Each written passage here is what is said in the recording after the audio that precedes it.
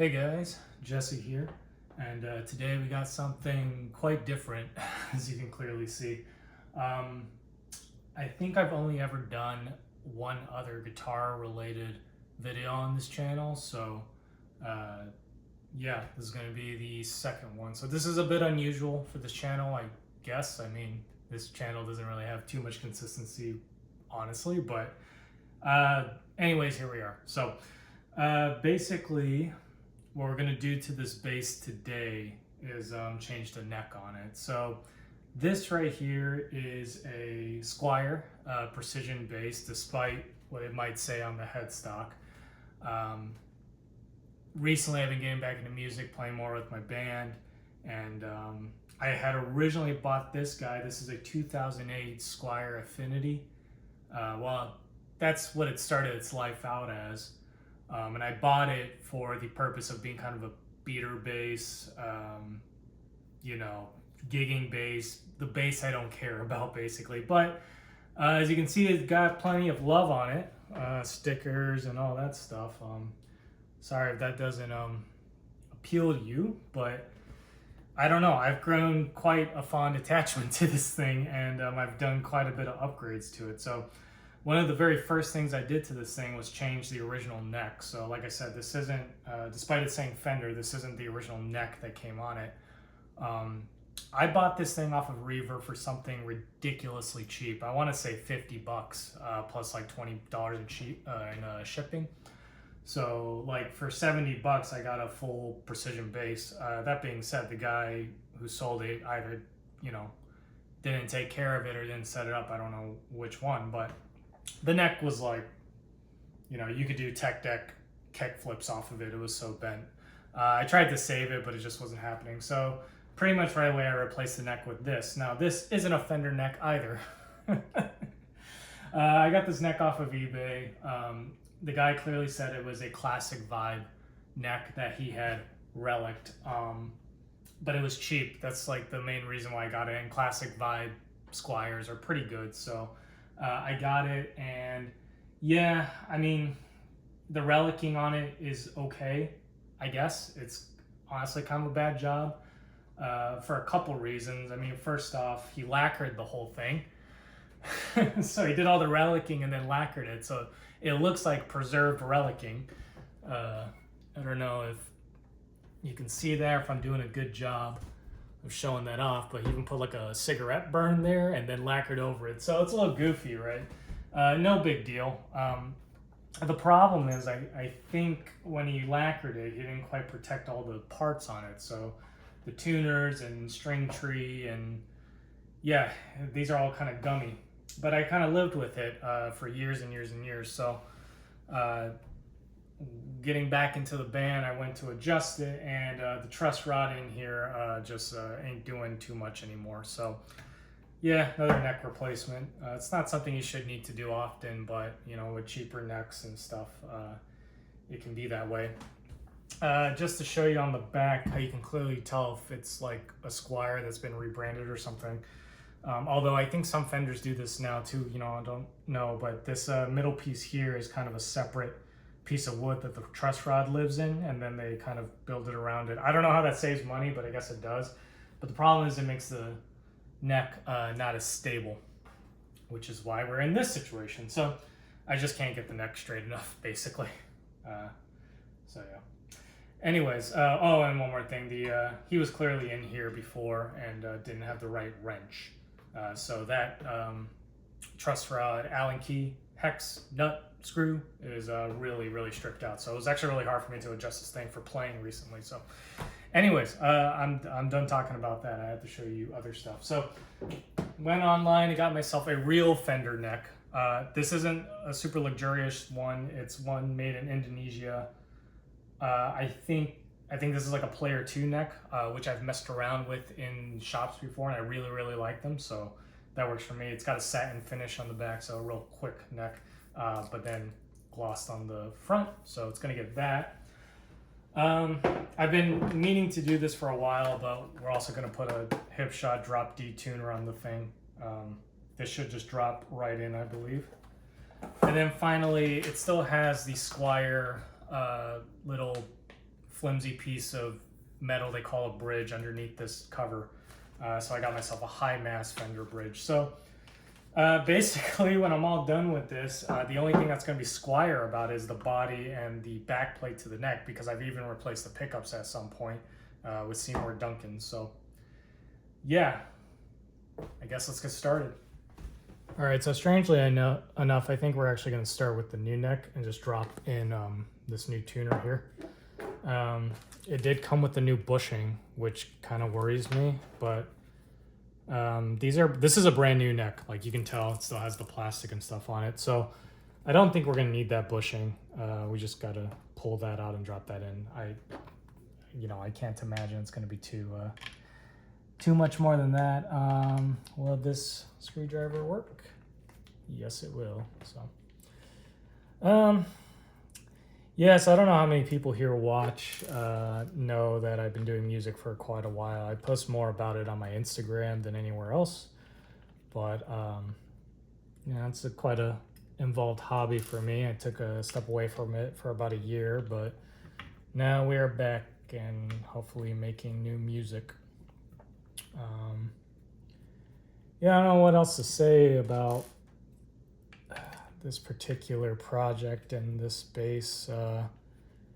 Like I said, I bought it for like $50 and sure felt like $50 when I got it, but like I said, it was just meant to be a beater bass, and it served me really well. Anyways, just a quick note on these tuners. As I said, the guy, he really liked that other neck, and I think he got some lacquer in the tuners because these were like real gummy on the other ones, but these are like nice and smooth. They're Fender branded. The ones you really want are the ones that kind of have a cover going over this coil, but any open gear tuner will eventually get gummed up. It's just, the gears are exposed. So anyways, they gave us new screws, but they're like not as long as the old ones, so I think we're just going to use the old ones. And there's some instructions about this thing when setting it up, but I think really we just dropped this guy in, as far as I can tell. Actually, I might need to read the instructions. All right, give me a moment. Okay, no big deal. Just had to remove the nut and the cog there. And then we were in business, so that gives me access to that plate. Like I said, we're going to use the original screws. I don't really see why we'd use their shorter and would appear to be, frankly, more limiting screws unless they have to sit in here, which I'm starting to think that they might. Yeah, the heads are bigger. Nope, we're going to have to use the new screws. No biggie. Don't have to use this bushing, though. It fit right into the original Fender bushing. I should really have maybe a tray. I think about it, but I'll forego that for now. I do have one. I can bust it out here in a moment. Don't need to get that all the way tight. I want that to be as center as possible. Hopefully my head's not in the shot the entire time.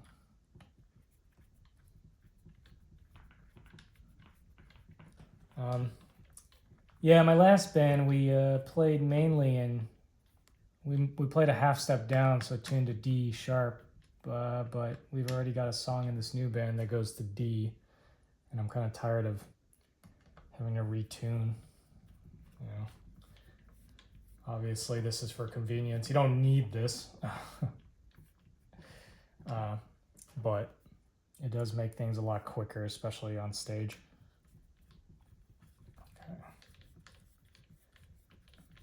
I don't know if I'm going to film myself completely putting this in and futzing with it, because it's going to take like two hands and probably a lot of concentration, to be honest, because now this part is free. And this has got to go on top there. And then I think I got to read more instructions to make sure I'm not like totally screwing this up. So I'm going to cut right here, get this installed, and then we'll see how it all looks. All right, so it's installed. I got it right the first time, kinda. I mean, it's installed right, but the instructions have you do some tuning stuff once strings on it, and like I guess my mind just can't really understand how the heck this thing actually like works. But I guess it all comes together when you tune it, so that's done. I did actually take some time to try to figure out what the heck the the truss rod sizes. So I've got 4 and 3/16, which is pretty typical. This neck I checked, it's pretty straight, but you know, once I get strings on it, it can move and stuff. And it's been pretty cold and dry here in good old Michigan, so the neck shouldn't have warped at all, really, just sitting around, unless it was really kept in a bad place. You know, hot and humid is what usually fucks up these necks, so I think we're okay. But, and if it's bowed like that instead of like this, that's, to me, that's a little easier to fix. In any case, I tried to get a 4 in here, and it kind of sort of fits, but the other typical size again is 3/16, but I can't get that in there. It like wants to go, but I think the problem is this, I don't know if there's like some lacquer in the way or what, but I can't quite seat that perfectly in there. The kind of bad thing about these sleeved Allen keys, by the way, I really like these, but I can't go in that way, so I've got to go in this way. Anyways, I'm actually going to go by the garage and grab a T-handle 3/16 and see if I can get in there with that. So back in a moment. Okay, back with some good old Bondhus Allen keys. So figured I'd get a 4 just in case it really is 4. And no, I don't know. 3/16. Well, you don't want to go in there, man. That just seems way too big. I could definitely turn it with the 4, but I don't want to rat it out like, you know, last guy did with my other neck. Sorry, this is probably all off camera, but... So why can I get it in with this, but not that? Is it just that deep in there?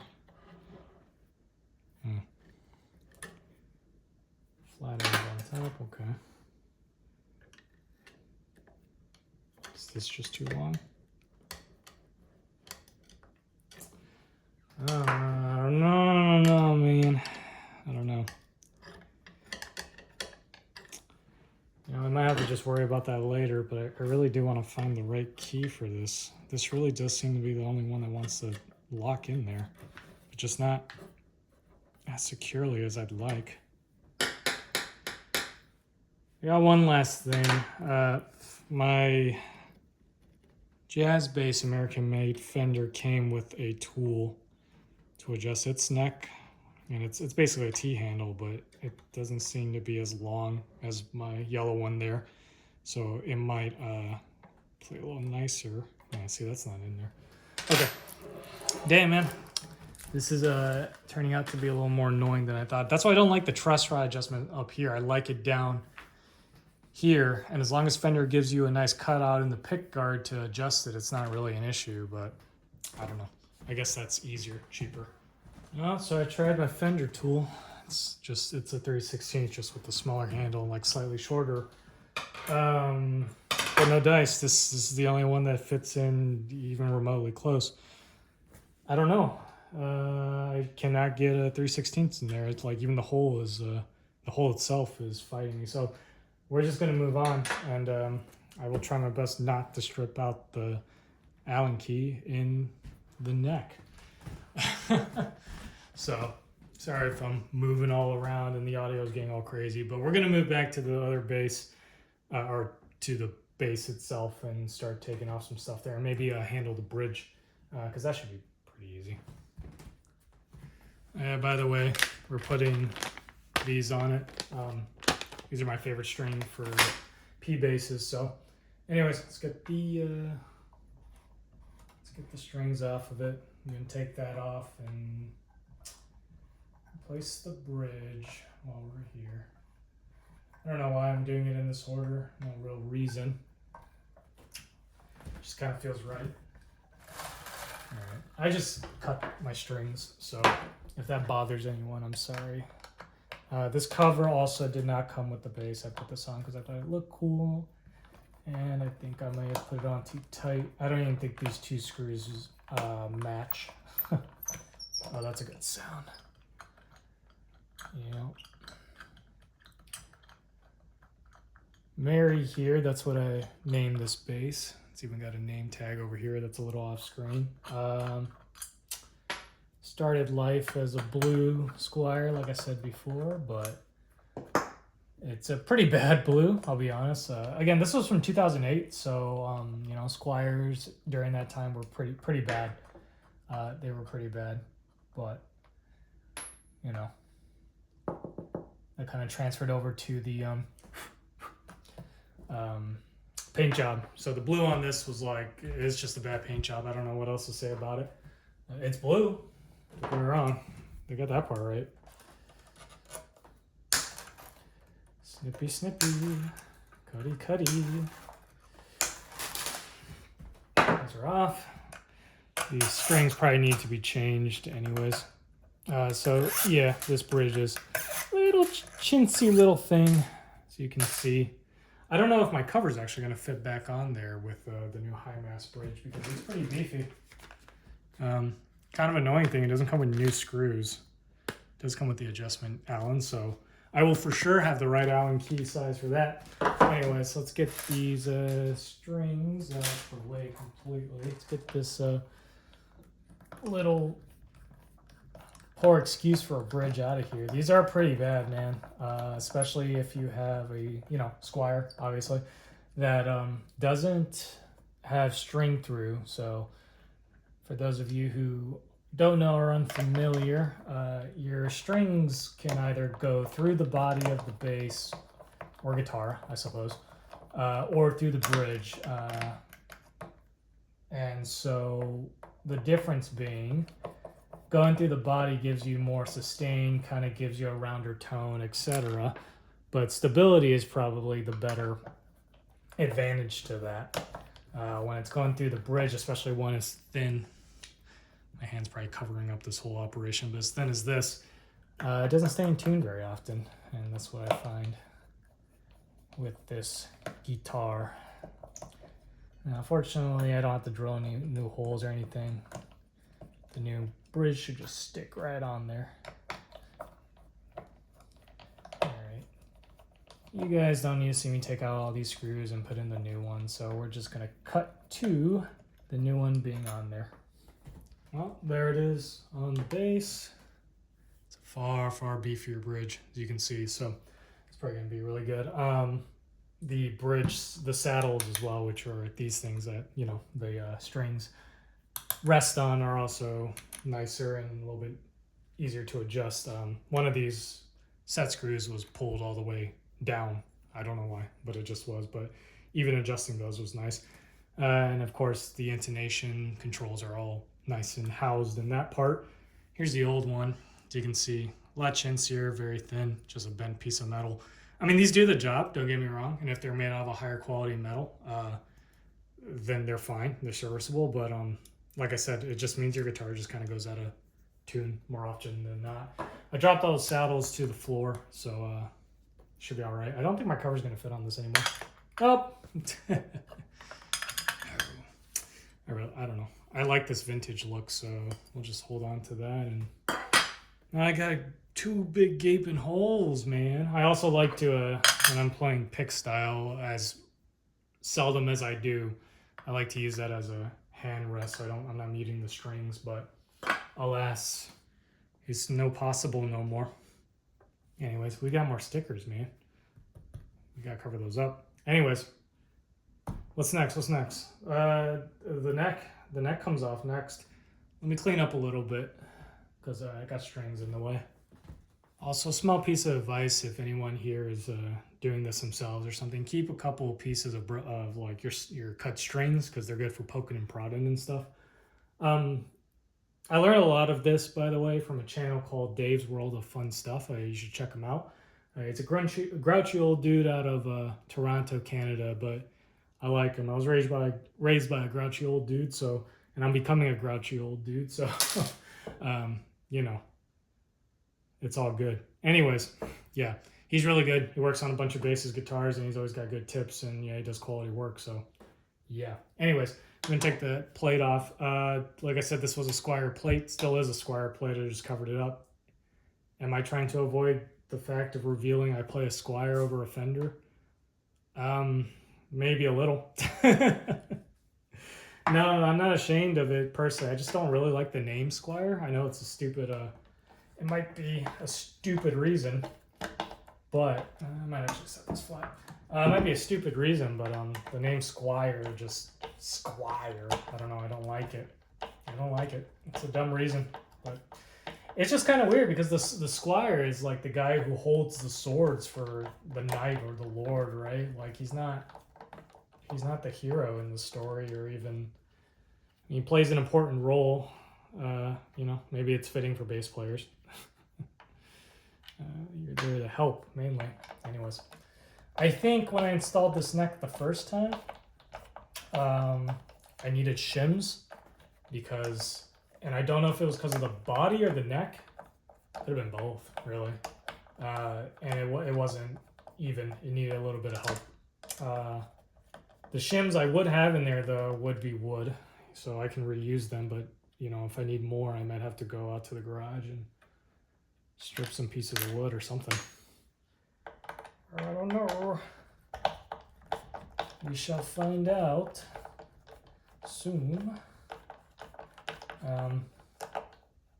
Yeah, another funny thing about this neck, I'll show it whenever I get it all off. You know, there's a strap connection there and strap connection there like normal, but because this is like a classic vibe, there's one also on the headstock, which is of course like classic style. Yeah, never used it, tempted to use it just because it's there, but you know, that clearly gives away like this isn't a Fender. That decal the guy put on it, I think also has a patent number and a serial number, I think, which like I don't think you can do like legally, quote unquote. I mean, who the hell is going to come out and kick my ass from Fender for doing such a thing? Oh, I'm getting a phone call. One moment. It was my wife asking what we wanted to do for dinner. Anyways, plates off. Neck should just come off. Yep. And no shim. Okay, I guess I didn't shim this guy up. Ooh, there's a date. There is a date. We've got a date. There's that connection point I was talking about. Yeah, these tuners, like I said, I'm like that one especially. You can see the cogs like not even moving, like barely. Yeah, I don't know if these were gunked up by the lacquer or if this is how they come from Squier. I certainly hope this is not how they come from Squier, because that would be bad. But I'll be honest, I wouldn't doubt it. Anyways, so we've got a date, August 05. This is an 05 Affinity bass. If you don't know, Affinity is like their super duper entry line of basses. They're really solid now, by the way, but back in the day they were pretty nasty. But nowadays, no, real good. I would actually recommend getting an Affinity if you want to learn. Yeah, I think we're okay in there. Anyways, let's just see if these two will get along. Oh yeah, perfect. No, maybe a little bit of wiggle. We'll get the screws in and see if it'll just straighten out on us. If not, I'm putting a little bit too much pressure there. Let's get this up a bit just to see.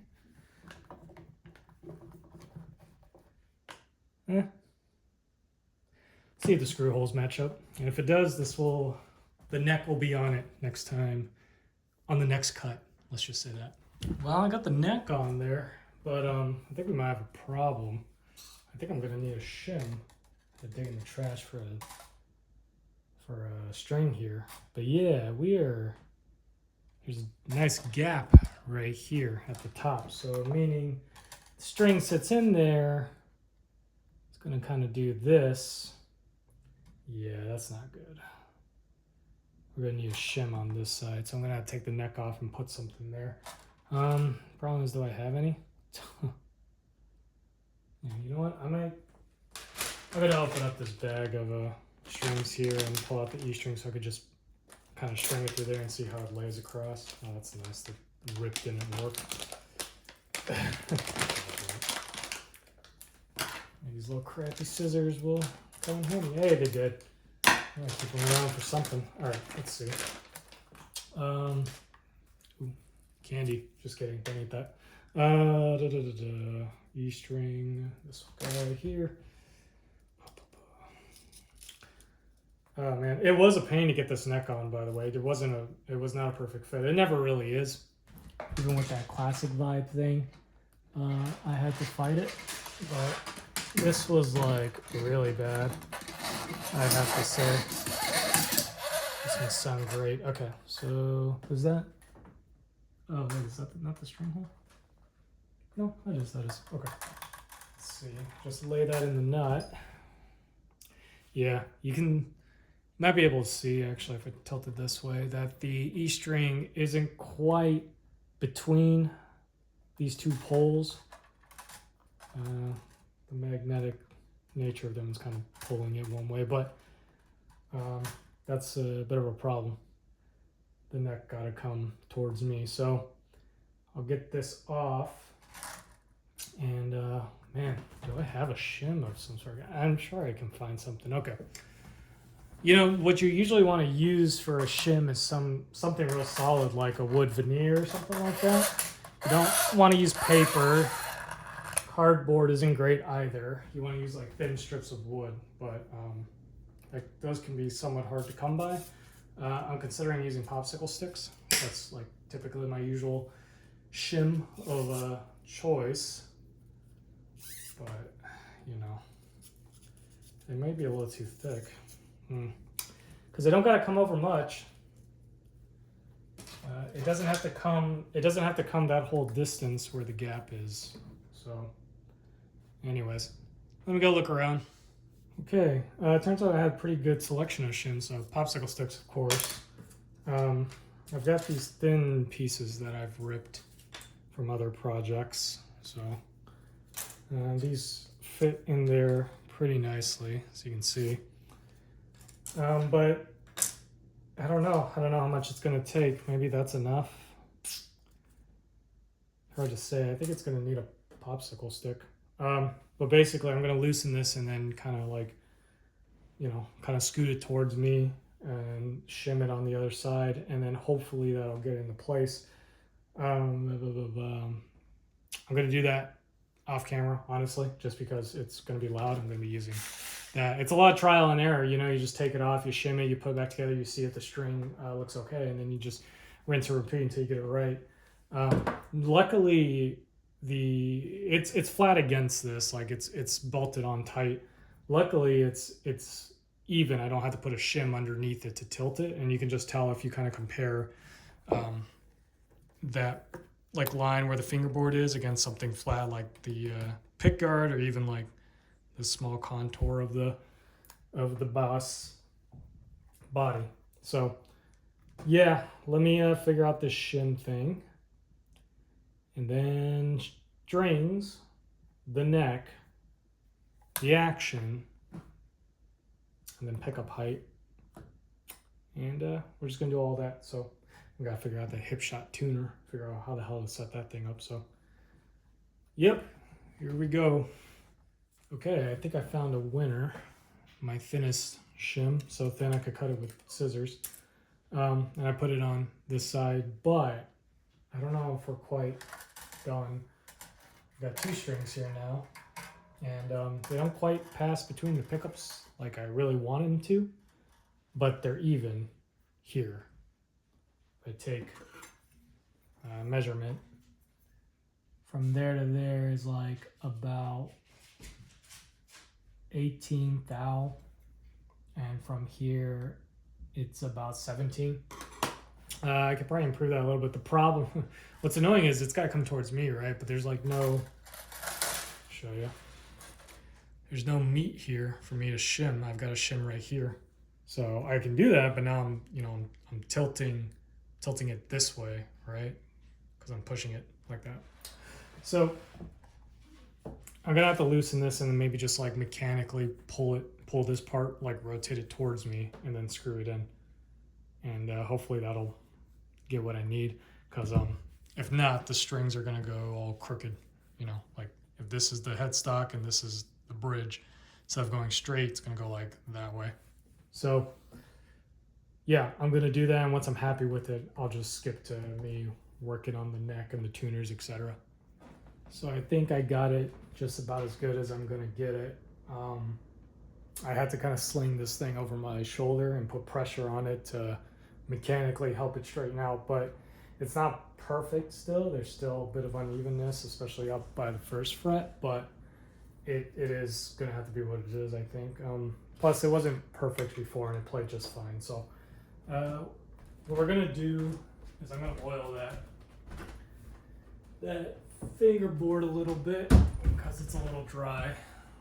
I was just sitting from the supplier. I just got this thing off eBay again, but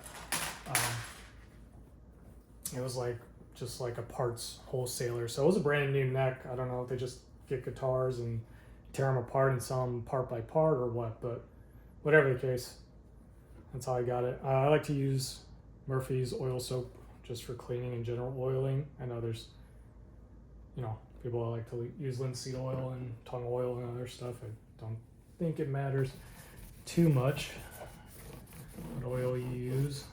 I've heard of people using olive oil as well, but there's debates over what should and shouldn't be used.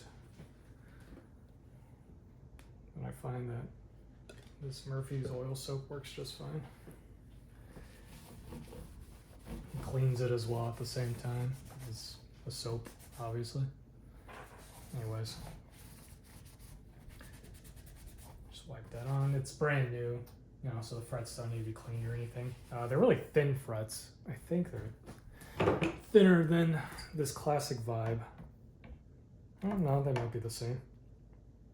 Maybe slightly smaller. I also noticed on this one that there was a truss rod adjustment in the base and the top, so I don't know if one of those is fake or something, but it's a little strange to have 2 points at which you can adjust that. Anyways,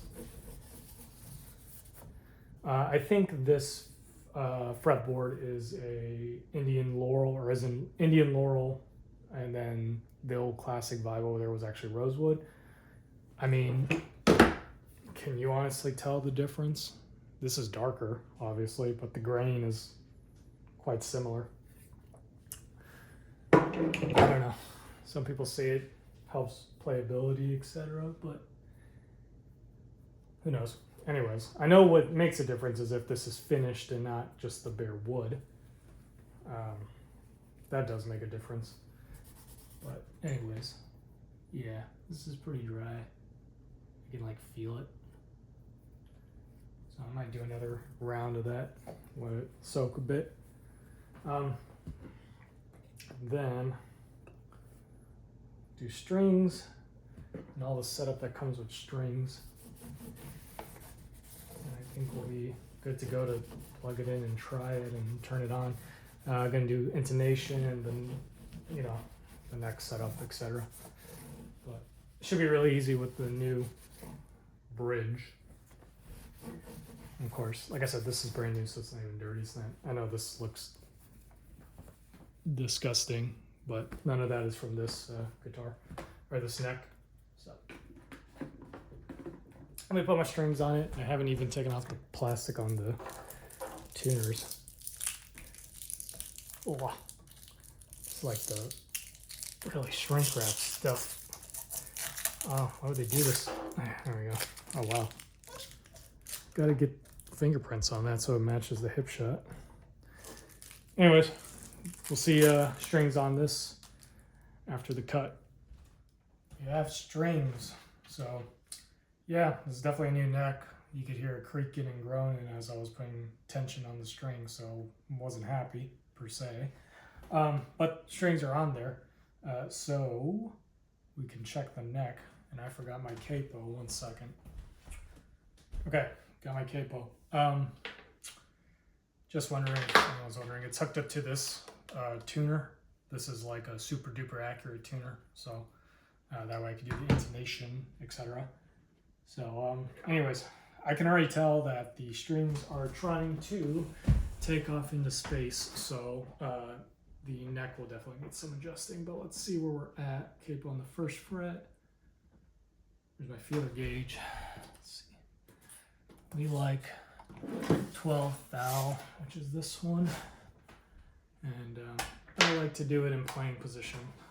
It don't look too bad. It's creaking and groaning. Like I said, I don't like having strings on it. But oh, maybe we don't got to do anything.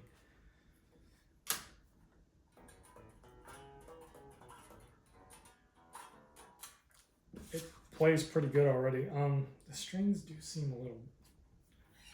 They feel high though. Let's go here. I like to go where the neck meets the body. It could probably be tightened a little bit. Yeah. And just a smidgen. It will bend this way because it has strings on it, so like it's sitting overnight. I know I will have to adjust it tomorrow morning, but it's just a little bit. Let's see. Well, that's pretty good. Wow. Fender, man. That's why I like to play their guitars. What else? Yeah, I can't. What sucks though is I can't really drop the string action anymore. So I was really expecting it to. I wasn't expecting it to be this good. So I don't know what I'm gonna do here. These are all the way to the deck, right? Where's the key they gave me? Doesn't matter, I've got one on my own. Yeah. Okay, maybe I do need the key they gave me. There it is.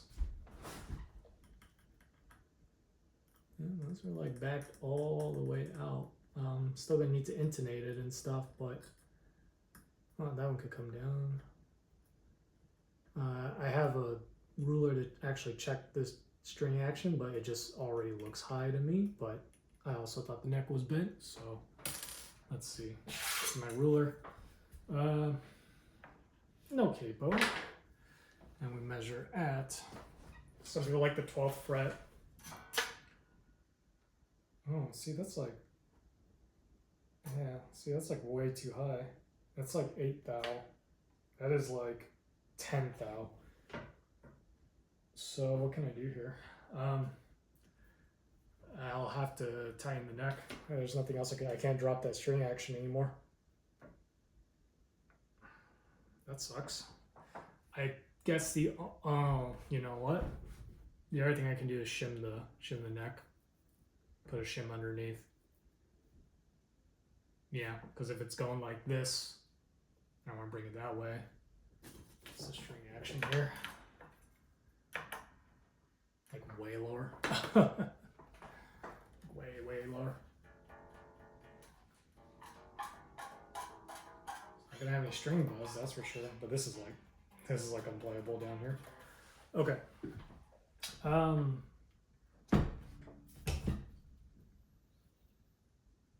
gonna tighten the truss rod.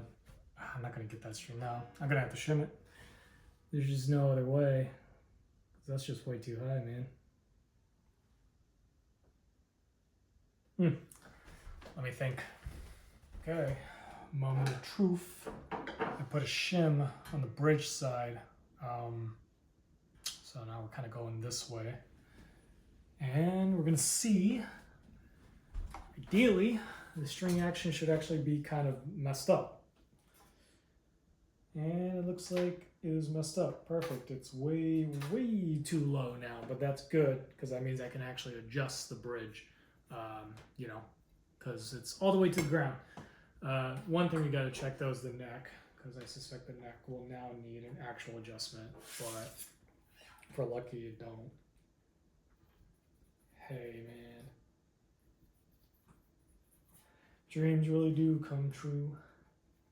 Yeah, we're good. The neck is fine. Cool. That's fortunate because I don't know, that would have kind of sucked. But yeah, real simply, we're just gonna heck, I bring our ruler. This right now is at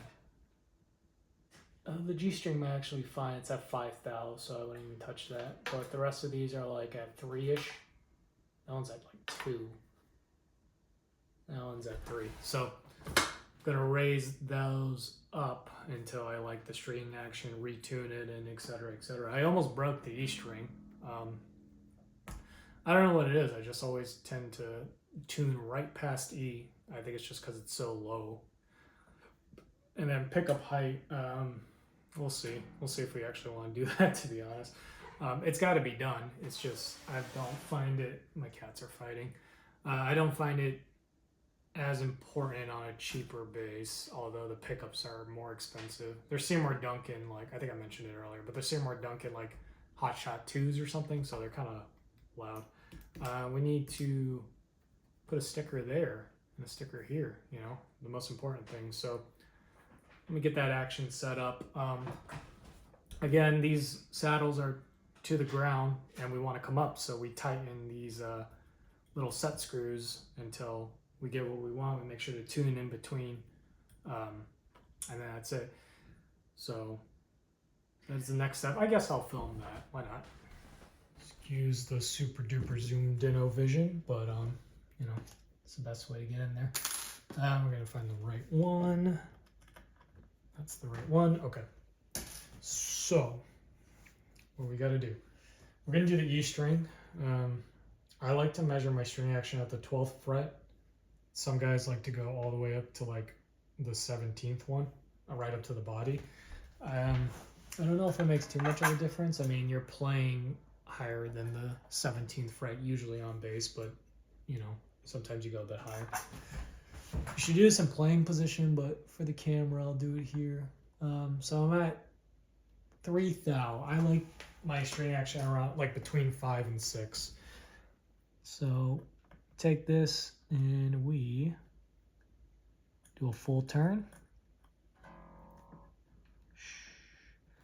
Just plug it in. Tune it. It's going to be sharp. Excuse me, I was just looking at my tuner. You know, because it kind of went up to an F there, because you're making the string shorter when you do that. And we measure again, and we continue this until we're happy. And that 4 seems about a full turn is a thou, so we're gonna go 1 and 1. I'll film the intonation as well. The intonation, I don't know if I do it quite right, but I do it well enough, I would say. More. We're at like 4.5 thou. So I'm actually gonna go, let's do 2 turns. 1, 2, 1, 2. Ideally, by the way, I'm good on my G string, but I probably should, like, I don't like having no adjustability, like, whatsoever. I like to get it somewhere in between when it comes to these sort of things. But if it's perfect where it is, it's perfect where it is. That saddle's pretty high up there on the bridge, so that's going to be kind of fun when we go to intonate, I would say. My other option, by the way, to fix, if you're watching this and you're kind of learning, if you can't shim the neck, you can sand the saddles if you really want with like a metal file. It's not that hard. But, you know, I think shimming's a little bit easier. You just gotta take the neck off. And just be sure not to like smack yourself in the face with the strings. We are now too high. We are at 8 thou, so I've got to bring them down quite a bit. Okay. This is the game we play. So I want to loosen. Let's go about like 1.5.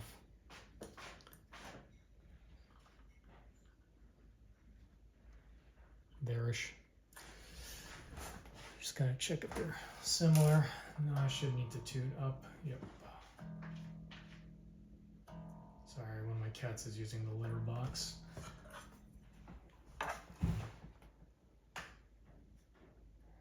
Perfectly on 6th thou, so I'm going to just drop it just ever so slightly, because again, that's what I like. Which way am I going? Loose. Boom. And boom. The recommended is 6th thou. When I mean thou, I mean thousandths. So, let's see 4. Going by that. So thousandths of an inch. I don't why we do that for guitars. I have no idea, but that's just how it goes. The recommended is 6th thou. That's like pretty much on every bass. 4 string at least. 5 and above, a whole other story. But I like it a little lower. And this is all preference, really. You could play a 2th thou if you really want. Anyways, I'm gonna do the other strings. Check for string buzz. That's just going up the neck and checking all the frets. Make sure they don't buzz, obviously. Then what else? Intonation. Then we'll do intonation. Okay, string action is all set. We're all tuned up.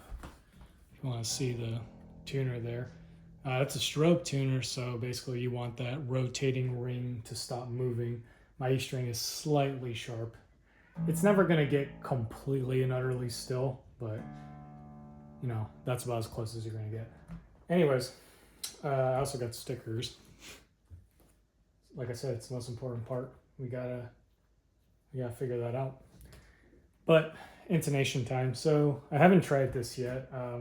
So if we're lucky, which I know we're not going to be, but maybe the intonation will be just fine. I also checked the neck as well, and it's still fine. Like again, overnight it is going to do this, so it will need to be adjusted eventually. The truss rod, you know, I should check if the truss rod at least has tension on it.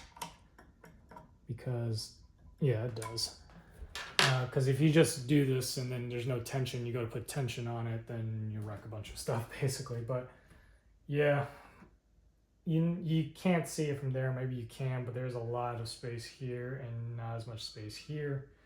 It's pretty much how I had it before my other, my other bass there. So, I don't know. Maybe I should remove this side shim. Maybe it was fine. Now that I've got like everything kind of set up. I mean, that's something to maybe think about later, but it's playing fine, honestly.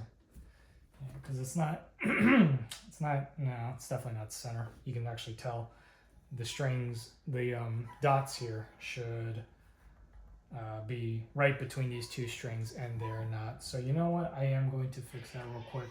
I'm just going to pry that shim out of there and just get that correct. Might have to do a little bit of reset up, but never mind. We'll be back. Okay, back to this. Yeah, so removing that shim, it's like perfect now. Those dots are directly in the center between the A and D string. I'm also doing all this and taking off the neck. I kind of remember why I really hate string trees. My off camera, yeah. String trees at the end of the headstock there. They just kind of get in the way, but you need them. Anyways, I had to adjust the action just slightly on the lower strings for some reason. Sure, physics would explain that. But anywho, we're going to do intonation next. So intonation is like fairly simple. Again, I don't know if I do it wrong or if I do it right, but I do it well enough, I feel. So basically, we're going to hit the harmonic of that, then hit the 12th fret. We got some fret buzz, so gotta make sure that's tuned. Tune your low string first, so it's a little sharp. I guess I can come down low.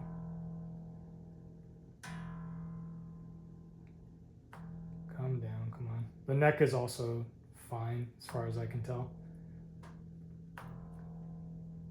E is low enough that this tuner, even this tuner, kind of has a problem reading it perfectly. But this is the best you're gonna get. Anyways, harmonic, pretty steady. So we're sharp, meaning we've got to go towards the bridge that way. There's some adjustment screws in here that you tighten or loosen, and it'll move the saddle back and forth. So I'm gonna go ahead and just show you that. It's usually it's a Phillips head. There we go. I kind of don't like to do this when the strings are tuned up, but I think we'll be okay. Just gotta make sure the saddle actually moves. And this can sometimes take a lot of movement and sometimes can't for some reason. I don't know why. So we're a little sharp.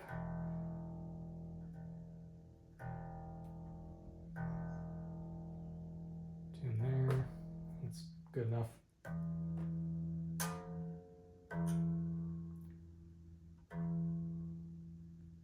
Still sharp. I might actually be going the wrong way. I'll be real. We'll make the string longer. Yeah. So no, pull the saddle towards me. Yeah, I'm right.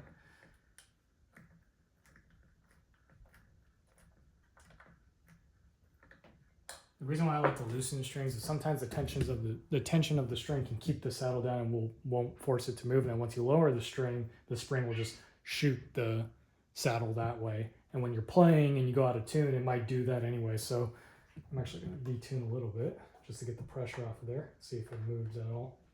Nope, it's fine. So, but yeah, it's basically just this back and forth. Also depends on the construction of the guitar and stuff. You know, some of these things you just will never get perfectly intonated. Still sharp. So I'm going to mess with that until I get it right. I could be going the wrong way. I'll find out here in a moment. But I'm pretty sure you make the string longer to make it flatter. So anyways, back in a moment. Okay, we are all intonated up. The E string took the longest out of all of them. Obviously, the lower register is kind of harder to read on the tuner. Doesn't matter how expensive the tuner is, it can just be a pain. So, but we're all good. E. There. If it moves about the same, then you know you're pretty good. So it's like slightly flat, pretty steady. D. Boom. Yeah, so nice. Final checks now really is checking the neck, checking the action, which I actually already did. Let's check the neck one more time. There's one last thing I could do, and that's the action at the nut, which is right up here, but no, we're good. Neck's good. But, you know, considering this is a Fender neck, I'm pretty confident that everything up there is just fine, honestly, and it plays fine. So, and then we gotta check for some fret buzz. Turn that off.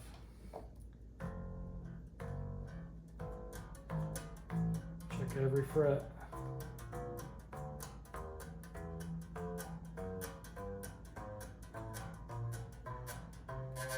Even the ones that wouldn't suffer from fret buzz, why not?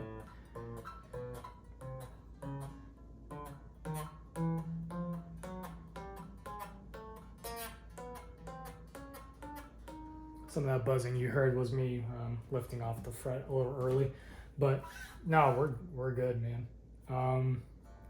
Last but not least, well, we gotta pick one of these. All right, so what are we thinking? That or that? Nah, it's a little too big. We're gonna go with this one. Oh yeah, I also had my mind made up already, so it was kind of a bait and switch. But for the top hole there, I don't really have anything for that. I'll have to find something else, but we're just gonna stick that. We'll put it straight on. Why not? Boom. I consider that done, and I suppose we should plug it in and play the damn thing. So, pickup height. I'll do that off screen. It's just, you just adjust that screw and bring it close.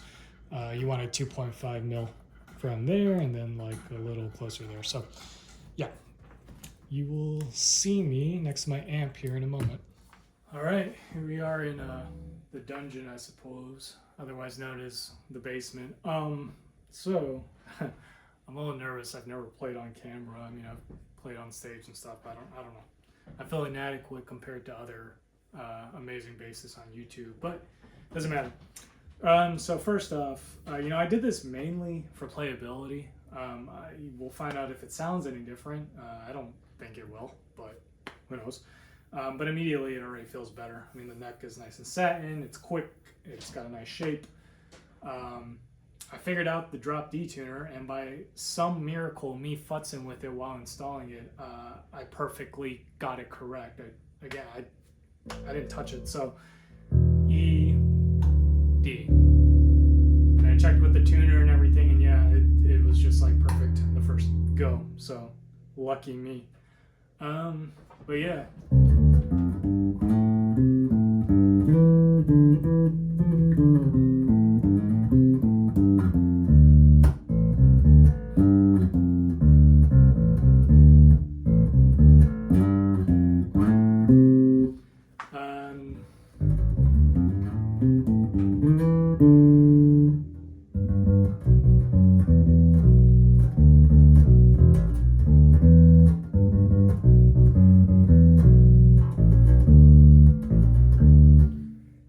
It sounds good, man. I don't know. It feels really good too. The action feels perfect. It sounds good with new strings, obviously.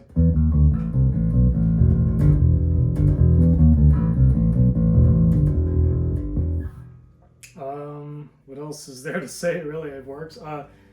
Actually, the sustain, it does feel fuller, like maybe rounder. The sustain is better. That bridge is doing a lot of work. I don't know. I'm a little nervous on the stability because you're changing the neck, but this was the point of a bolt-on neck. This is like why Leo Fender designed it the way he designed it. So, hey, maybe we don't give all the credit to Leo, but it is what it is. Still sustaining. So, cool. Well, I don't really have much else to say except I'm going to consider this a success. I told myself this would be easy because I had done it before. I don't know why I would ever tell myself that.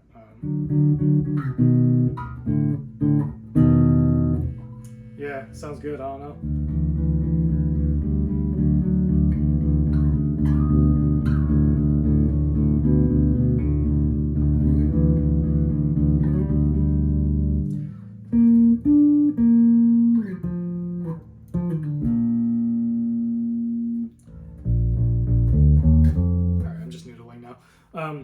No, it's great. I love it. It's I don't know, does it look a little weird with the lighter headstock because the other one was like dark from the relicking, quote unquote, the guy did. Hopefully this will darken over time. I mean, it should. It's wood, right? I do like that the headstock here is gloss finished properly. I shouldn't be harping on that guy too much. It wasn't a bad relic job. It's just the fact that he sprayed lacquer on it. It's just the dumb part. The frets, I could have done a little more. The frets are like a little sharp. I don't really have a proper thing to file that down with. You don't need the actual fret filer. You can use a normal one, but I didn't really feel like doing it. And they're not bad at all.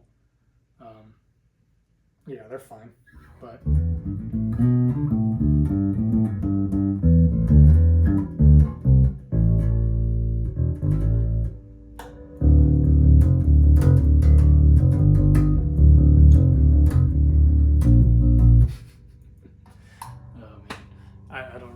Drop D. Anyways, well, thank you all for watching. I hope you enjoyed this video. I know it was something different, but I don't know. I felt like documenting this since I thought it would be fun.